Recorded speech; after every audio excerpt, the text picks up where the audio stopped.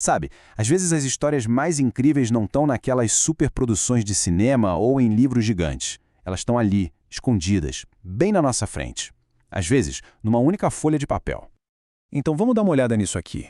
O que a gente tem é uma folha de papel, certo? Com anotações em 2 línguas. À primeira vista, parece só uma tarefa de tradução, algo bem técnico. Mas, na verdade, isso aqui guarda um baita mistério. Uma história que a gente vai desvendar junto. Bom, nossa investigação começa pelo básico, tentando entender o que a gente está vendo assim de cara. Vamos tratar essa página como se fosse a cena de um crime, sabe? Onde cada palavra é uma pista. É uma ótima pergunta, né? Porque, poxa, parece só uma lista de frases. Mas, como a gente vai ver, o jeito que essas frases estão organizadas, a língua e até a cor da tinta, tudo isso conta uma história muito, mas muito mais profunda.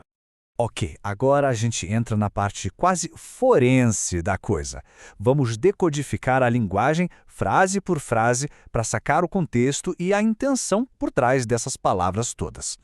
A primeiríssima linha já dá o tom. Em alemão, uma declaração bem formal, distante, e logo embaixo a tradução certinha para o português. Meu cliente deseja ficar em silêncio. Já fica bem claro que a gente está no meio de uma situação legal, um roteiro mesmo.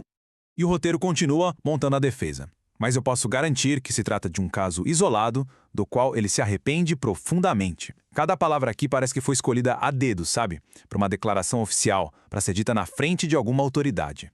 Agora, olha que interessante esse termo técnico aqui. Haftbefehlsantrag. É um termo jurídico alemão bem específico para um pedido de mandado de prisão. Isso, de repente, aumenta muito o peso da situação. Não é um caso qualquer, a liberdade de alguém está em jogo aqui.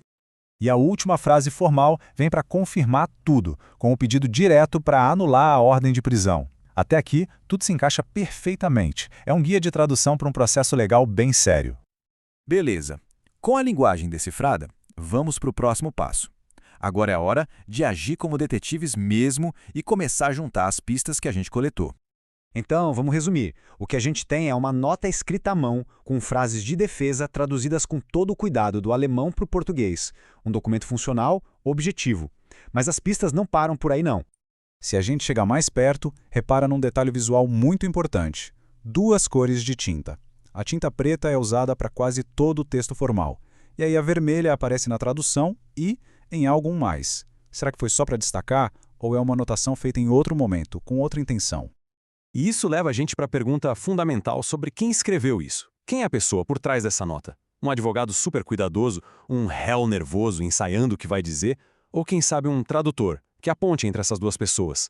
Até agora a gente estava olhando para um documento técnico, quase burocrático, mas uma única linha, bem no finalzinho da página, vai mudar completamente a nossa percepção sobre o que essa nota significa de verdade. Toda a nossa atenção agora vai para esse ponto aqui, a última frase, escrita em vermelho, meio que separada do resto. É aqui que o roteiro quebra. E essa frase ilustra perfeitamente a virada na história. Ele odeia caras como eu. O tom muda da água para o vinho. Sai o juridiquês e entra uma emoção crua, uma percepção totalmente pessoal. É uma frase cheia de medo, de resignação, ou talvez só uma constatação amarga. E essa é a pergunta que muda tudo. Essa não é mais a voz do advogado ou do roteiro legal. É a voz de uma pessoa, expressando um sentimento muito profundo. A questão é, quem está falando? O cliente ou o próprio tradutor?